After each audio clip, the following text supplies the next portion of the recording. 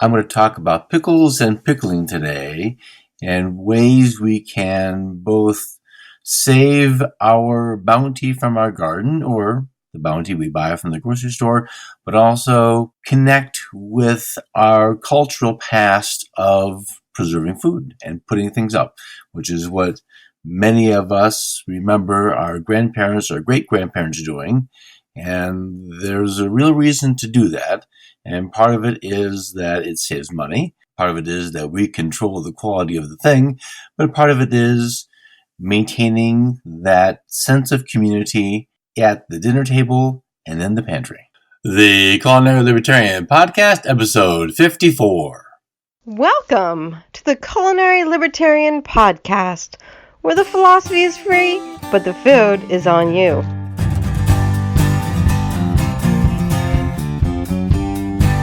Hello, folks. Dan Reed here, the Culinary Libertarian. Welcome back to the podcast. Happy to have you here. Happy to be here. Not that you can tell it in my part of my town, but fall is officially here. If this time of year of the turning leaves and the evening smell of a fireplace makes you look forward to fall baking, pick up my free Muffins e-cookbook, Foolproof Muffins, recipes that work every time, which has a pumpkin muffin recipe. Yes, I know, some of you don't like pumpkin. Well, you're wrong. You can get it for free, as I mentioned, at the podcasts page, culinarylibertarian.com/podcasts.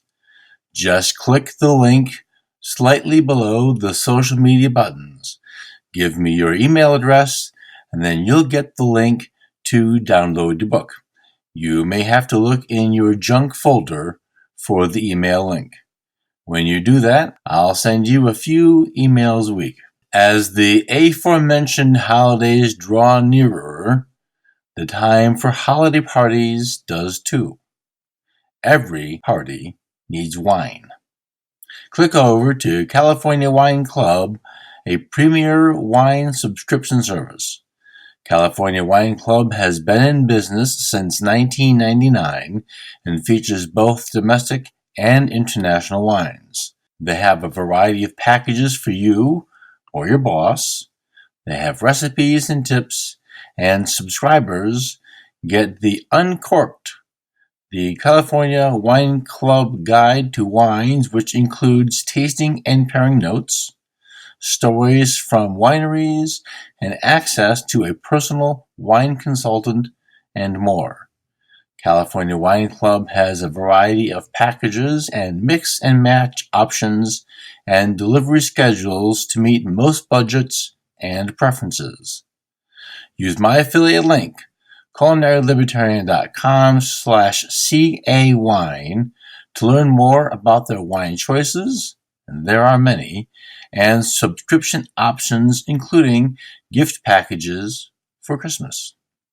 Listeners who subscribe through my link can get half an hour on Skype with me to talk wine, the basics of wine tasting, food contrast, and or compatibility.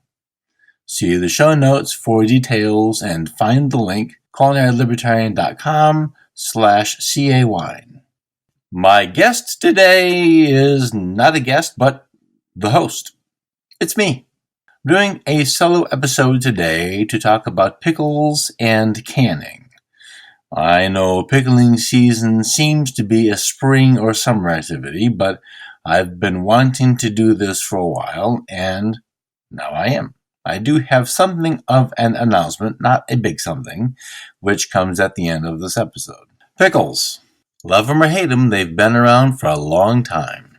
Some sources suggest pickles are as old as Caesar and the Egyptians.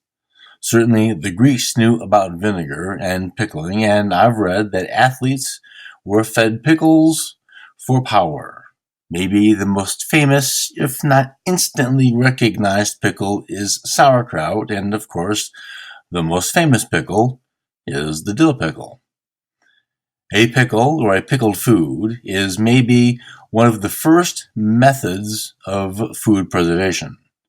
Salt and water and the thing, pickle or whatever you got, some time and voila, pickle. Nearly everything can be pickled, but some things are more highly preferred than others.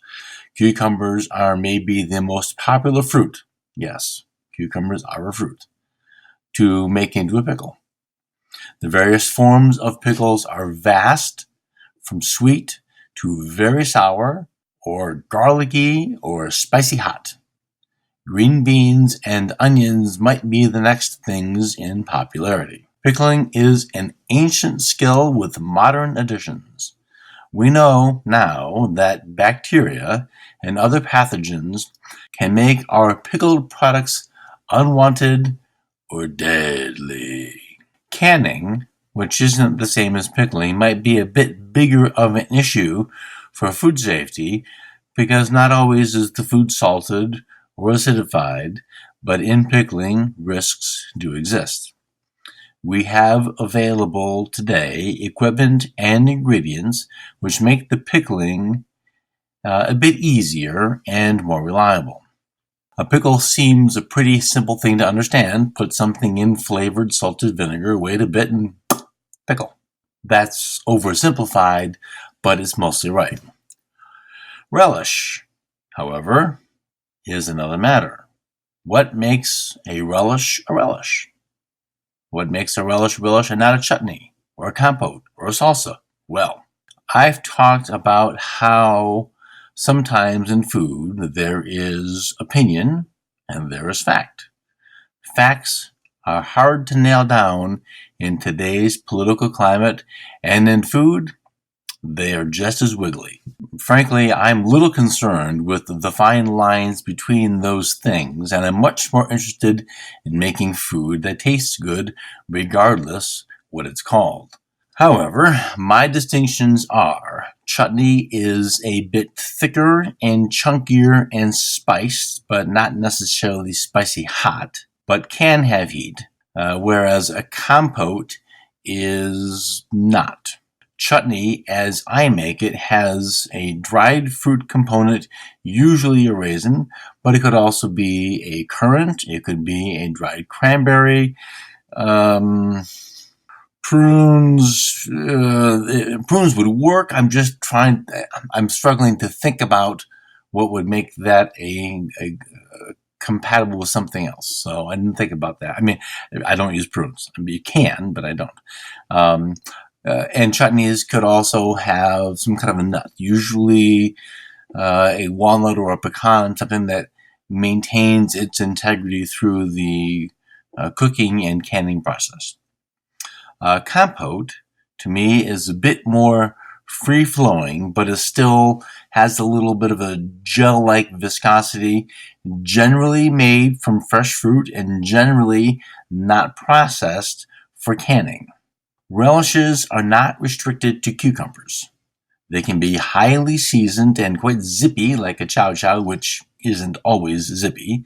But if you find someone who makes a chow chow, particularly those of you in the Atlantic Basin, Pennsylvania, New Jersey, New York, where you've got an Amish or Pennsylvania Dutch presence, well, go find somebody who makes a great chow chow and make good friends, because that's great stuff. Relishes can also be sweet or spicy or sour, of various sizes and various final uses.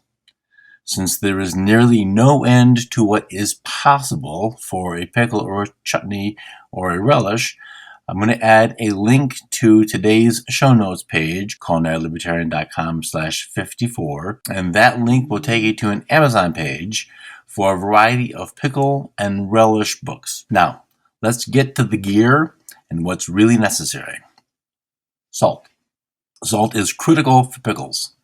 If you've shopped for salt and seen the box labeled canning and pickling salt and thought, what the heck is that for?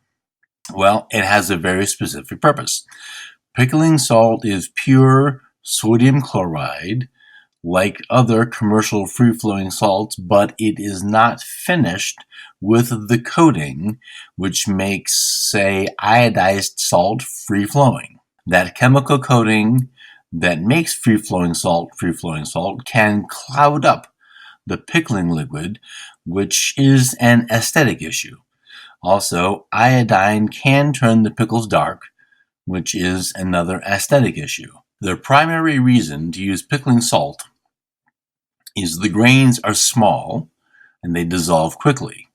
Table salt is okay to use from a wholesomeness standpoint, all things in the canning process being done properly, but the quality of the finished product may suffer. It seems to me if you're going to go to do the work of making a pickle, it at least ought to be the best quality it can. Jars, canners, and tools, and the food. If you grow your own cukes or tomatoes, yes, I know we don't pickle tomatoes, although probably could pickle green tomatoes. If you grow your own cukes or tomatoes, green beans, and you have a good portion picked and want to can, that's the perfect time. Fresh is best.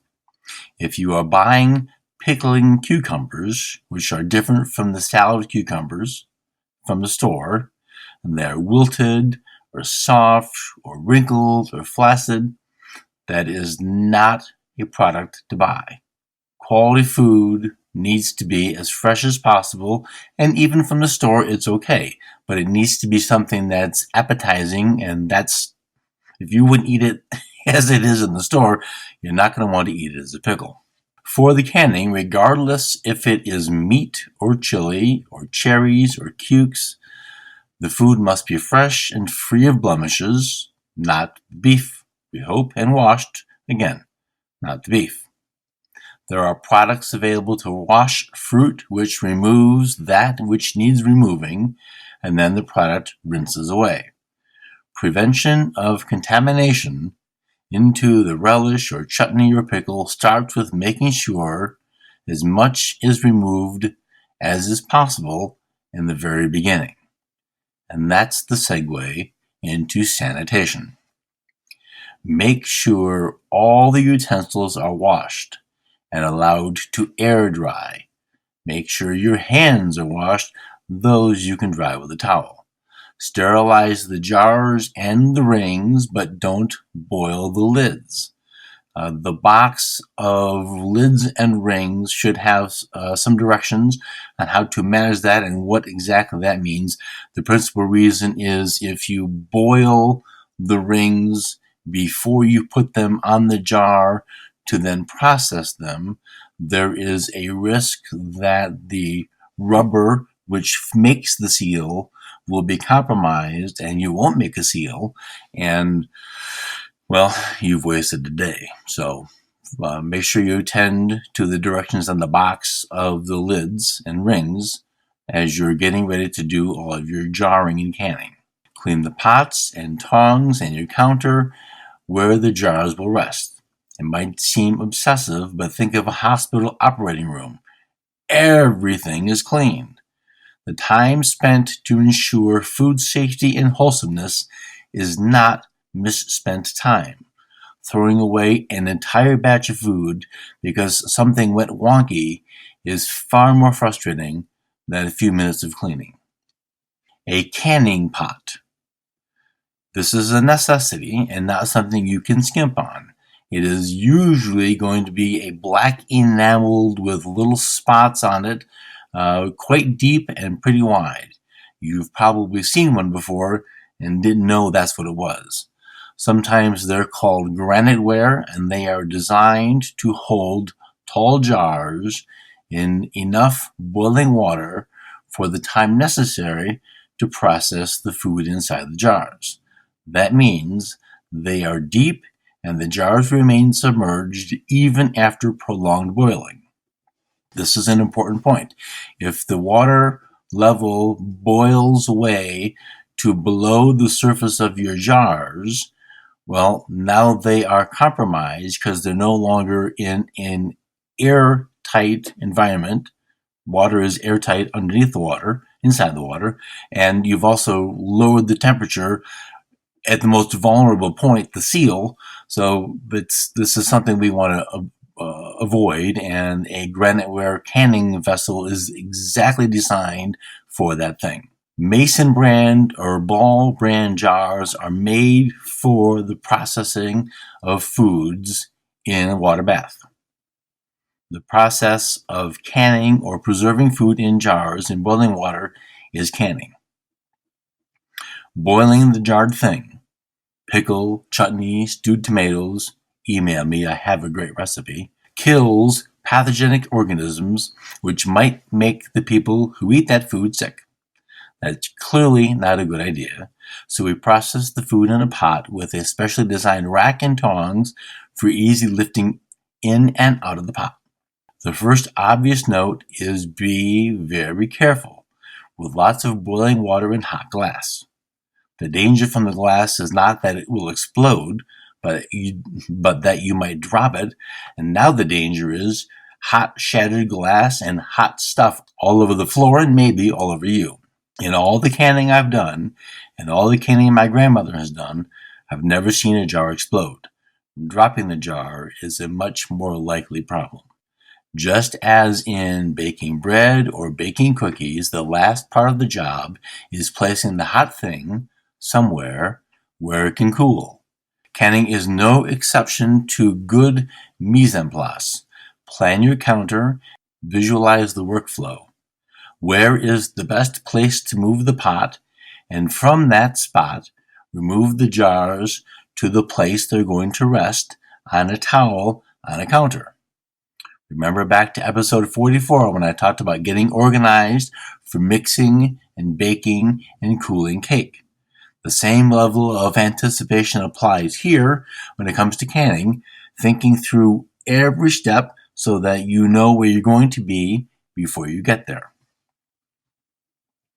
Different foods have different processing times because they have different acid levels, and a good canning book will give you times necessary for the canning of that food. High acid foods and low acid foods get different treatment. Low acid foods are more prone to botulism, which is a bacteria that thrives in anaerobic environments. Anaerobic means no oxygen. So when you can something, you've taken the oxygen out of it. Botulism, this is complicated sanitation stuff, but botulism wakes up and says, "Hey, let's have a party. There's no O2 here." That's a bad thing. We don't want botulism. Really don't. When combining low acid fruits such as a persimmon with the high acid fruits such as a raspberry, yes, I know nobody would do that. I'm making a point. Process the fruit at the low acid time, not the high acid time, to ensure proper canning. An additional issue to take into consideration is elevation.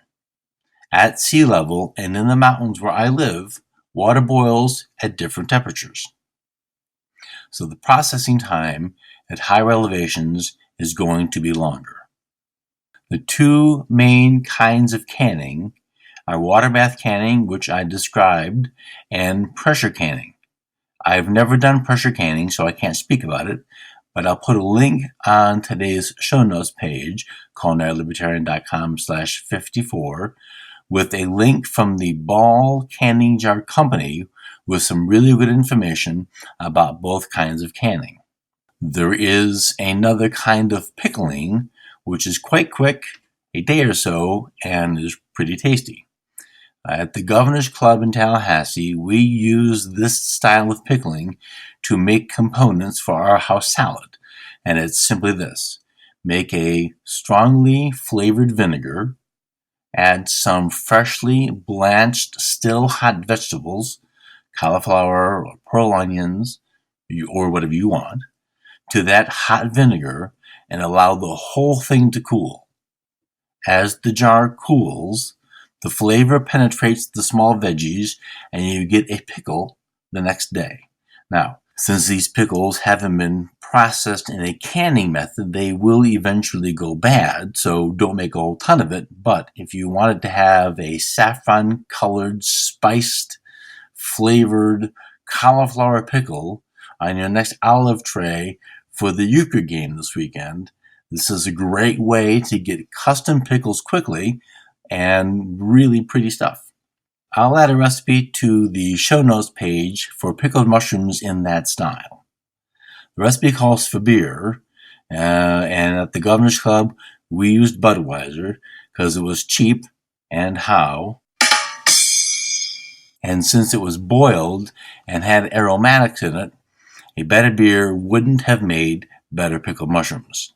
Pickling and canning are a great way to preserve our garden's bounty, but also a link to a familial past or a cultural one.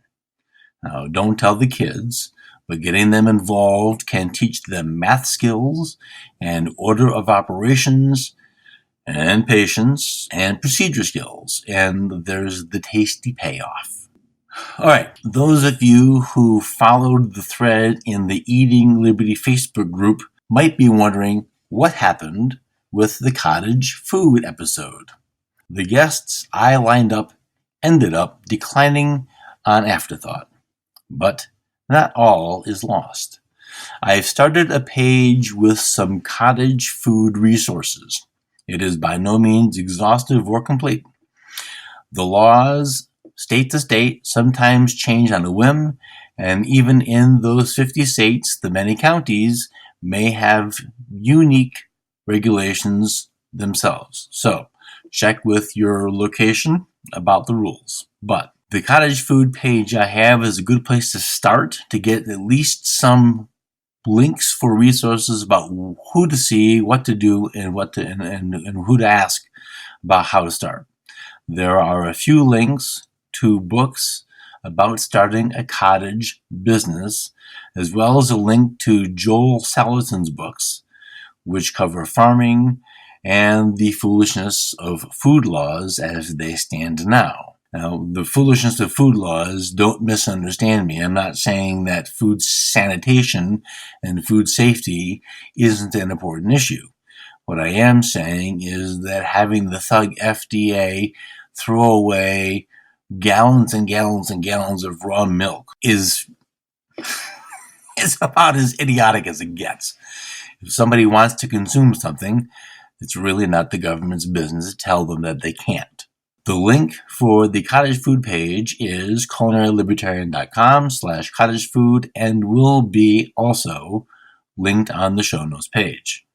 As the holidays approach, I am planning some more food shows. If you have anything specific which interests you, drop me an email at podcasts@culinarylibertarian.com. All right, folks, that's going to do it. As I mentioned, you can find the links to the canning information from the Ball Jar Company, as well as links to both the canning books and canning equipment on the show notes page, culinarylibertarian.com/54. As you're boiling your jars of delicious pickles and you don't want to fight with the idiots on Twitter, spend that time improving yourself with a course in a foreign language from Rocket Languages. You can access the courses on computer, tablet, or phone. Rocket Language courses make the learning easy and effective by going slowly and methodically, giving you exactly what you need to grow your new skill. Click over to culinarylibertarian.com/rocket to learn more. People listening today, Monday, September 30th, can subscribe to Rocket Language and you might save 60%. Rocket Language's discount deal expires at 11:59 p.m. Pacific Time or until 1,000 units are sold, whichever comes first. I posted about this sale in the Eating Liberty Facebook group and the Culinary Libertarian Facebook page over the weekend. If you want to learn a language, click over to the blog, find the language which interests you, and see if there's a spot left for discount. culinarylibertarian.com/rocket. Have a good week, and I'll see you soon.